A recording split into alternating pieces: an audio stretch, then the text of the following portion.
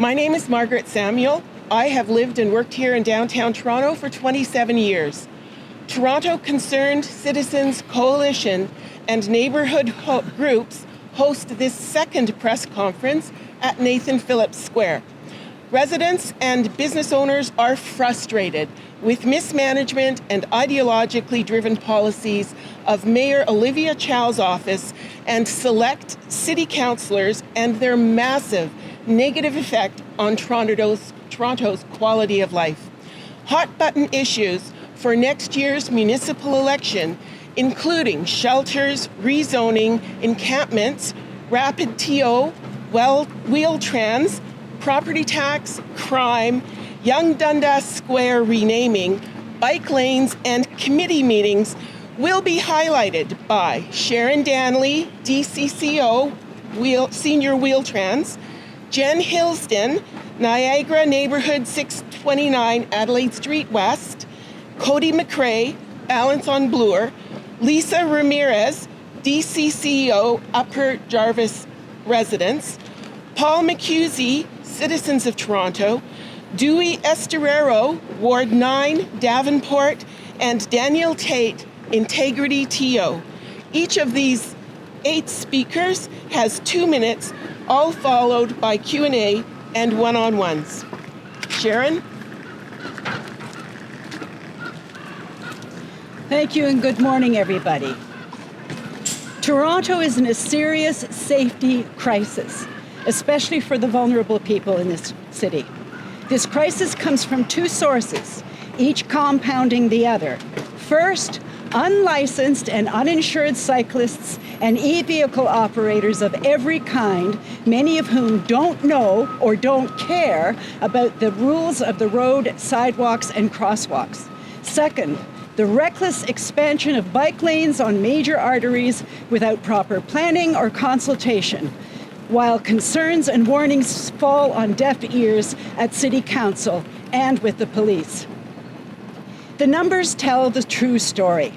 In 2023 alone, 29 pedestrians were killed and 73 seriously injured in Toronto. And these are just the reported cases. Children, seniors, and those with mobility challenges are particularly at risk. The police do nothing. City Council does nothing. The point, they finger and take no responsibility. Meanwhile, residents are left to live with this danger every single day. As usual, the media runs the same story. News at 11, driver hits a cyclist. Yet, rarely do they mention how these accidents are caused by cyclists ignoring the Ontario Traffic Act. We don't hear about the unlicensed cyclists and e-vehicle operators who injure or maim pedestrians. We don't hear about the wheel-trans riders who are forced to cross dangerously planned bike lanes while cyclists refuse to stop, often cursing at these more fragile people for daring to be in the way. Silence from the media hides the full identity and reality of Toronto's safety crisis. The facts. Cyclists and e-vehicle operators routinely violate traffic laws with impunity. There is no accountability for repeat offenders. Vulnerable populations face increasing danger on sidewalks, crosswalks, and parks. Emergency response is being seriously compromised by bike lanes. Enforcement gap. The absence of licensing does not prevent enforcement of existing traffic laws by the police. This is a deliberate failure of enforcement, not jurisdiction. Cyclists used to be licensed in Toronto, but City Hall put a stop to that. It's way past time it was reinstituted, including exams for competency and knowledge of governing roads and sidewalk laws. City Hall, the province, the police, the Integrity Commissioner, Wheel-Trans Chair, and the CEO of the Financial Services Authority have all been notified of this growing crisis.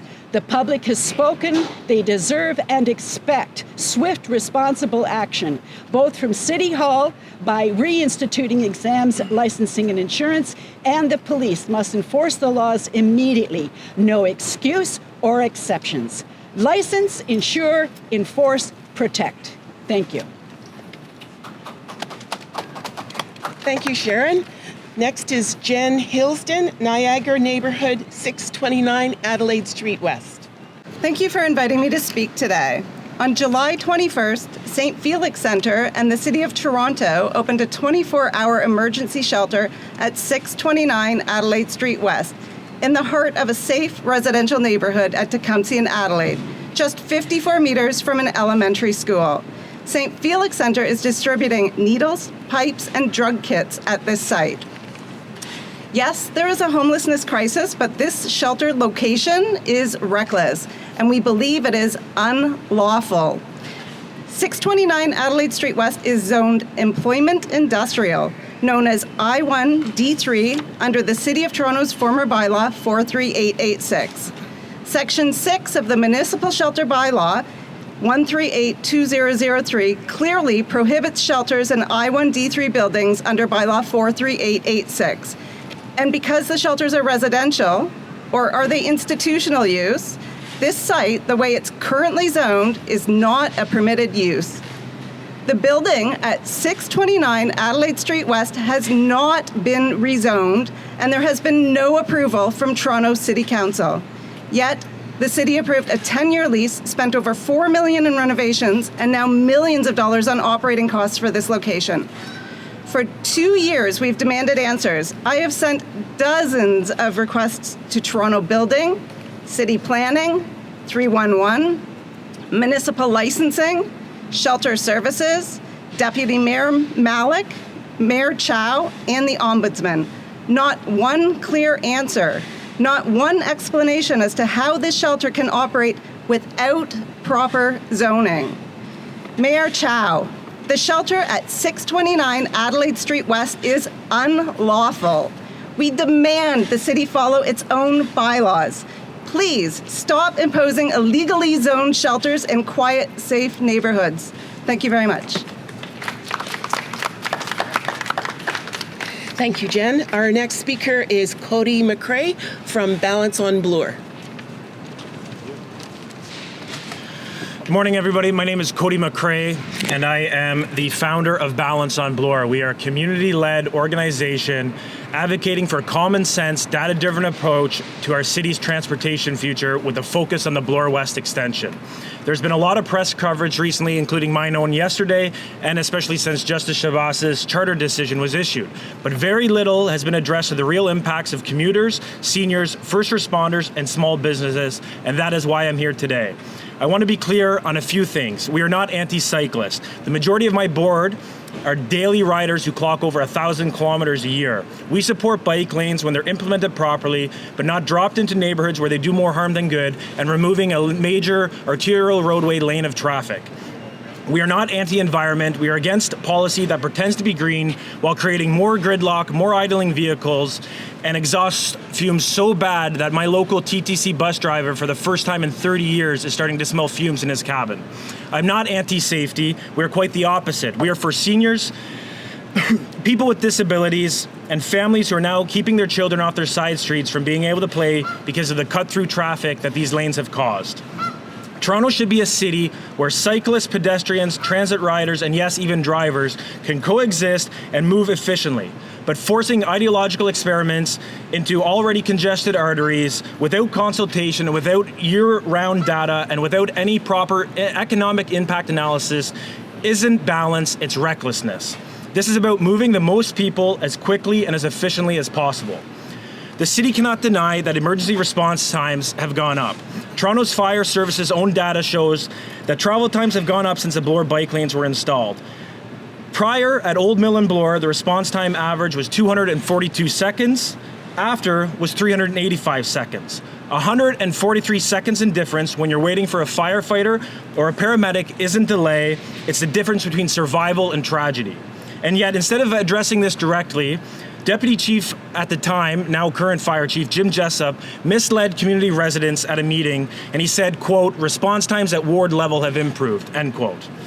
Him using ward level averages, including Lakeshore and Browns Line, which is nowhere near the corridor, which, by the way, Lakeshore has great bike lanes that are used properly, but using ward-level averages have nothing to do with the corridor that's been impacted, and citing statistics from 3 a.m. when traffic is non-existent isn't transparency, it's spin. Residents deserve straight answers. Do the bike lanes on Bloor that any observer that's out there can see forcing traffic into narrow single lanes with no room to move aside for emergency vehicles, does that slow down emergency vehicles? And the answer is yes. They do, and the city knows it. The city staff even admitted that out of the 9 categories that they choose bike lanes for, not even considered as emergency response times. Why is it so hard to speak the truth nowadays with our city?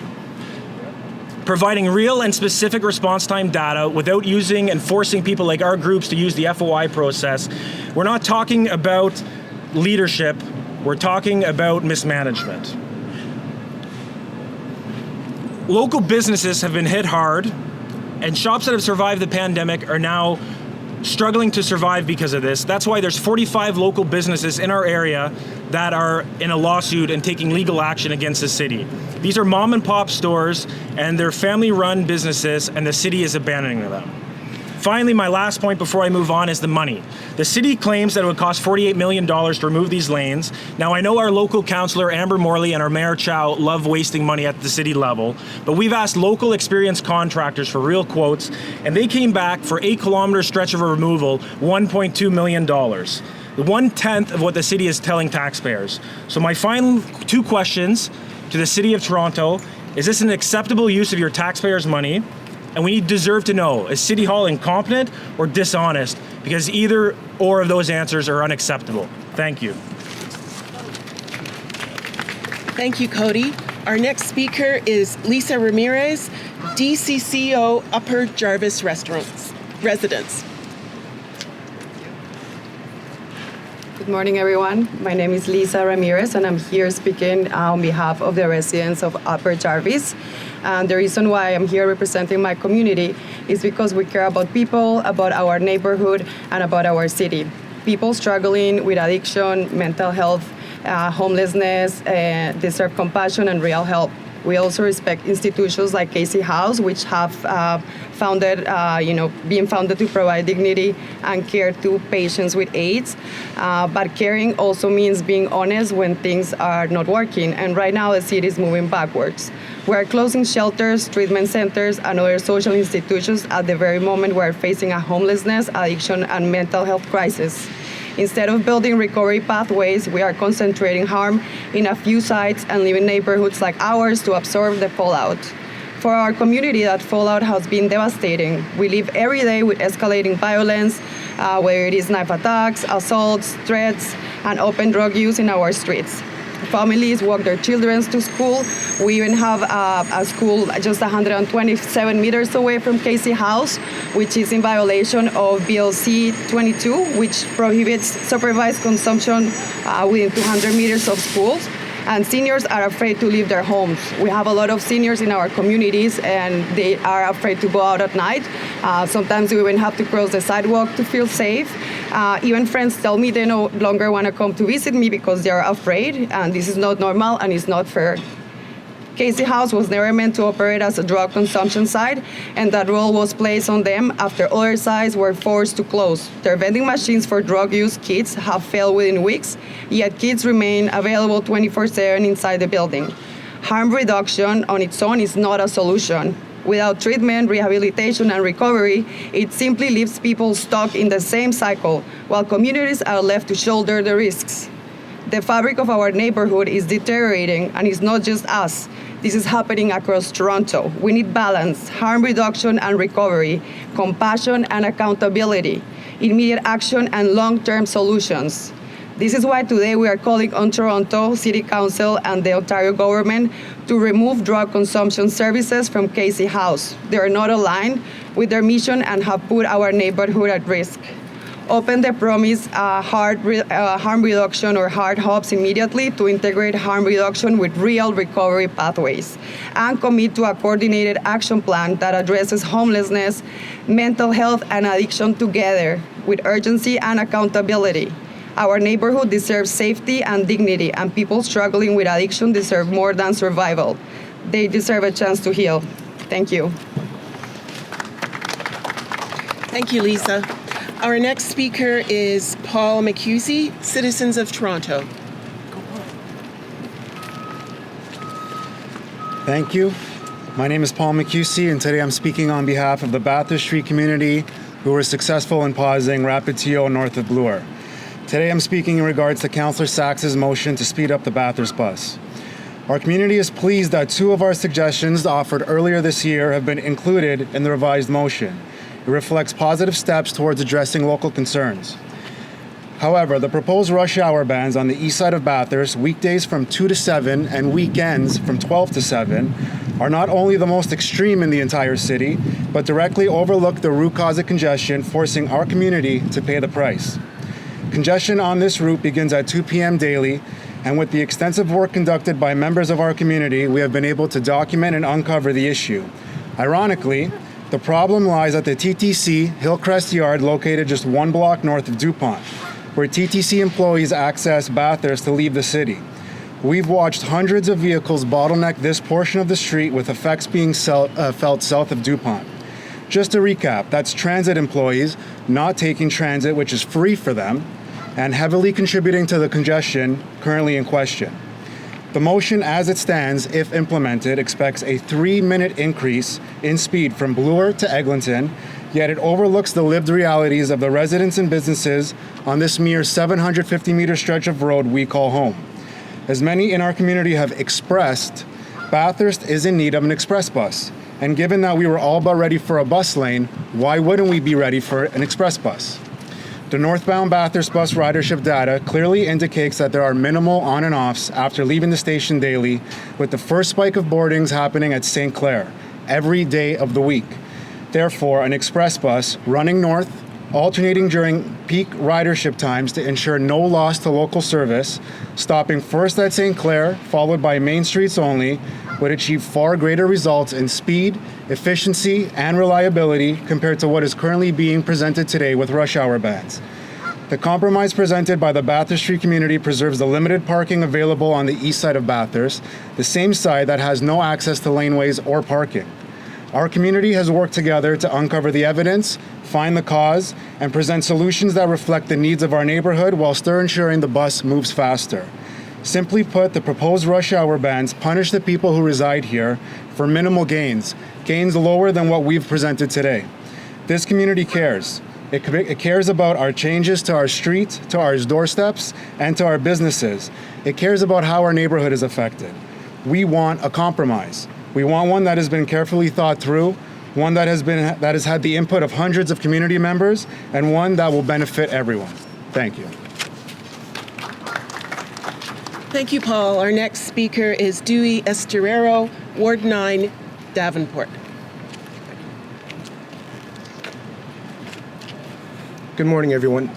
My name is Dewey. I am a resident of Davenport, and I am concerned about the proposed homeless facility at 615 Dufferin Street.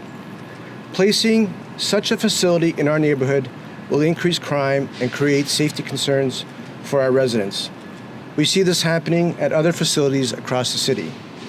Back in December, city staff, in all their wisdom, selected 1615 Dufferin Street for a 50-bed homeless facility in a neighborhood filled with vulnerable children and seniors. Adding to the concerns, the location will be a designated harm reduction facility, allowing staff to provide addicts with crack pipes and syringes. Even though the users cannot consume the drugs in this facility, they will certainly consume the drugs outside of it, in our parks, laneways, and sidewalks. We cannot accept this as the new normal. We saw firsthand in our community the decline when a methadone clinic opened at Dufferin Street a number of years ago. In fact, the proposed homeless facility will be directly across the street from this methadone clinic and will further accelerate the decay in our neighborhood. Hard to imagine how city staff came to this bizarre decision when you also consider the facility will be next door to the St. Clair Dufferin Library.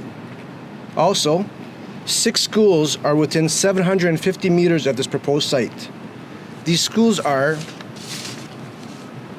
Regal Road Public School, Loretto College, St. Clair Catholic School, Hudson College, Stella Mars Catholic School, and Oakwood Collegiate Institute. Picking this location shows the staff and our local counselor have no compassion for the safety of our most vulnerable. Children walk along these streets to get to their library and schools. There is a high number of seniors in our neighborhood who walk to St. Clair for services. Our residents were blindsided by this sudden announcement and felt betrayed by the local counselor. The counselor claims she was not aware of the city's plans to purchase the property at 615 Dufferin Street. Hard to believe city staff would not involve the local counselor on this important decision. Bottom line, we know the local counselor fully supports the location of this homeless facility. In fact, she was the one who happily made the announcement back in December. So I am here today to expose the lack of common sense and transparency in the actions of our unelected city staff and our local counselor. It is not too late to come to their senses and see the truth that 615 is not the right location. Lastly, I also call on Premier Doug Ford and our Davenport MP to intervene since your governments are funding these homeless facilities. Our community will not remain silent. Our children are too important. Thank you.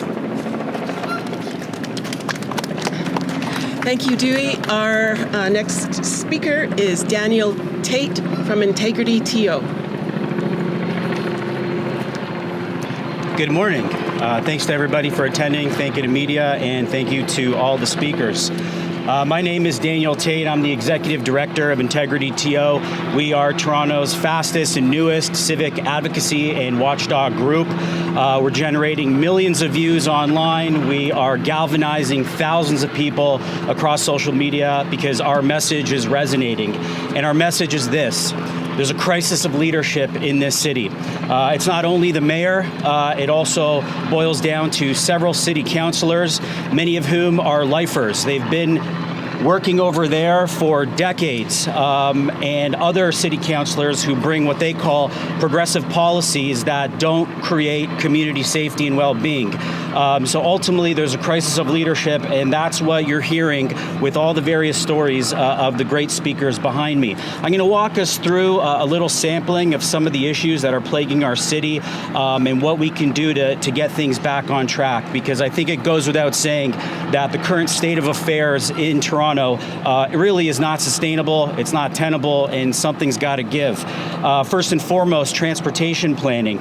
We shouldn't be in a position where it's a zero-sum game, where drivers have to sacrifice for cyclists or cyclists have to sacrifice for drivers. You should be respected with whatever transportation mode you want to take. So just like Cody says, for Balance on Bloor, what we're looking for is balance. A city where cyclists, drivers, pedestrians, transit users can all coexist. Unfortunately, City Hall has this idea where we can socially engineer behaviors. They call it switching modes. That's not realistic. If somebody wants to take the car because they don't feel safe in the TTC, we should respect that. If somebody doesn't want to drive because of the gridlock, we should respect that they take the TTC. Both modes should be high quality with high levels of service and efficiency. The rapid TO battles, which I saw were a lack of respect for many constituents on the part of Councillor Sachs, demonstrate that. Another quick example is Adelaide Street. Adelaide Street is under constant gridlock all times of the day. Streetcars, cyclists, trucks, and they have a concrete barrier there, which makes no sense, and it's taking up an entire lane. Transportation planning and engineering in this city has major problems. We need a rethink on how we do transportation planning in the city. The TTC, Jamal Myers, who's the chair of the TTC, needs to stop focusing on renaming stations and work on getting an efficient, safe transportation system. The TTC has become a place of crime, drug use, and it basically operates right now as a de facto mobile homeless shelter.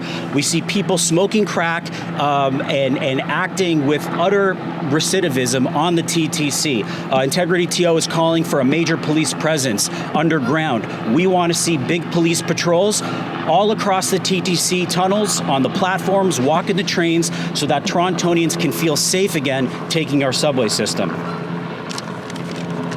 Just moving on quickly to shelters and encampments. People like Gord Perks think a shelter is just an apartment. It's just a condo. It should be zoned residentially.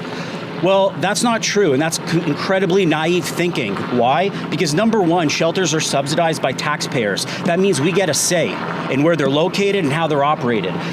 Gord Perks also thinks that it's okay to include harm reduction, quote unquote, with shelters. Well, if you're going to start handing out needles and meth pipes at shelters that are going to be located in the vicinity of libraries, daycares, and schools, you better believe that the people are going to want to be consulted and have a say. But as we all saw back in July, Gord Perks shut down any and all dissent at that committee meeting when he went head-to-head against Roman Baber and several other people who were very concerned. Harm reduction and shelters are a bad mix. It's like oil and water, and we need to really confront this harm reduction dogma, which is causing a lot of problems in the streets. What is harm reduction doing to our streets? It's making kids step on needles. It's making people who are addicted to fent and crystal meth smoking it with impunity on our streets. And the City of Toronto Board of Public Health is enabling it. And what happens to people who smoke fent, do crystal meth, or inject? They start developing schizophrenic-like behaviors, okay? That is not safe for the person using, and that's not safe for any citizen in this city. We really need to rethink our approach to harm reduction. Quick message to Chris Moyse. Chris Moyse was in the news yesterday in social media because he still believes that it's appropriate to allow drug users and homeless people into city-run rinks. Well, city-run rinks have children's programming, so I say to Chris Moyse, absolutely not on our watch. A couple more things and then I'll get out of your way. Many of the issues that I've been discussing are creating what I'm considering a deterioration of the public realm. The public realm is really important. We pay our taxes. We're paying record-breaking taxes. We want a good-looking city. We want a clean city. We want a city that doesn't smell like human waste. We want a city that's not crumbling. We don't see that. So what people are also asking is, where is the money? Where are our taxes going? We have a city that is not looking great. People are desecrating the public realm, defiling it with drug use, going to the bathroom on city sidewalks. This is not sustainable. We're not going to stand for it. So that is really the bottom line here is, where's the money? Where are our city leaders? Why are they not talking about all these issues? And to Olivia Chow, you can't dance your way out of this problem. We want you to get back to work. We want a strong mayor, and the vast majority of people in this city don't feel like we have one. Finally, there's a new civic push online and in the streets to rename Sankofa Square to Terry Fox Square. We think that's a great idea. We think the Sankofa Square scandal was a very divisive chapter in our city. We got to correct it, and Terry Fox would certainly be a unifying figure, and in due time, we'll try to make that happen. Thank you very much, everybody, for your time, and I think we can take it for questions. So policing in this city, I want you to comment on that and the renewal of DEM2's contract. Okay, that's a tough one. I do respect the chief. We should definitely all respect the chief of police. It's no easy job. He's got a very, very difficult job, and I think he's doing the best he can under the circumstances he's been given. But I do think we need a much stronger, assertive police presence in our city, both on the streets and, as I mentioned in my speech, underground in the TTC.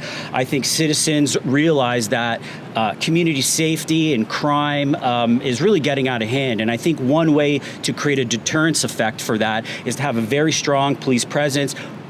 Police should be walking the beat. You know, they should be walking the beat, and they should be enforcing the law. For example, and it's a gross example, but I'm still going to use it. If they see anybody participating in open defecation, which is happening a lot now, or even open like syringe needle use, there are laws for that. Those go beyond municipal bylaws. Those are actual criminal code. That's a criminal code offense, section 173. So enforce the laws, boost up the police presence, create more public safety, and I think we'll be better off for it. What about the protests by the Hamas? Well, look, Everybody has a right to protest, but nobody has a right to vandalize our streets. Nobody has a right to choke off critical arteries that are needed for ambulance and other first responders. And so as long as you're not venturing into hate speech and you're not vandalizing the city through your protest, then everybody has a right to protest.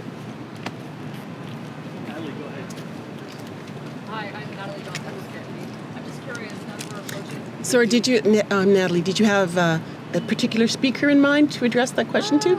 Maybe Daniel. Okay, all right. Open to I'm so popular today.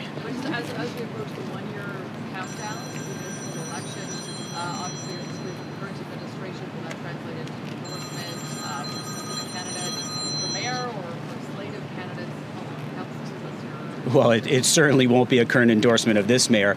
We don't know who's running yet, so it's still quite early. But I think very soon we'll find out who will be throwing their name into the ring, and we'll have to evaluate their positions on the state of the city and what policy prescriptions they're proposing, and then Integrity TO will decide who we endorse. And obviously we don't know officially who's running for mayor yet, but there's a sense of who might be interested. Is there a candidate there? At this stage, no. But I can say I know the names that are being bandied around, and there's certainly an upgrade from the current status quo.